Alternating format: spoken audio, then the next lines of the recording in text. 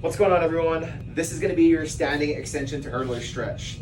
This is a really good movement to integrate if you work a job where you're seated for long periods of time or if you're doing any sort of repetitive motion. So real simple here, we're going to start off in a standing position and I'm going to take one step forward. Doesn't matter which foot you're going to do because more than likely you're going to end up doing both sides, right? So I'm here in this nice staggered stance position. From here, I'm going to get both of my hands and place it on my low back.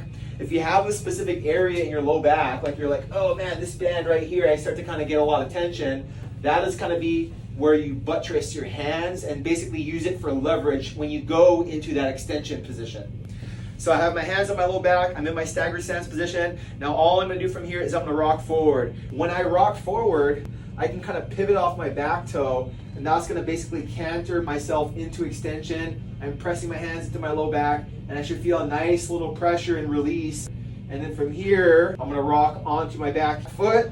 I'm going to post that opposite heel, which is going to be my front heel, and then I'm going to hinge my hips back. Make sure when I hinge my hips back, I can keep my hands on my low back for support, but what I don't want to do is I don't want to shrug my shoulders here. I don't want to round through my low back.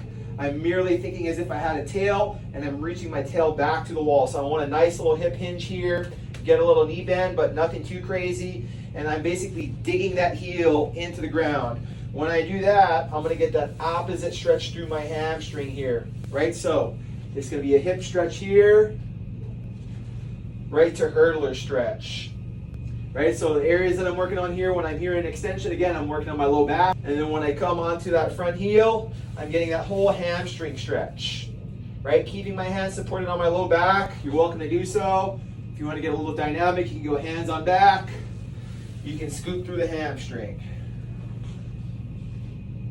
Extension to hurdler stretch.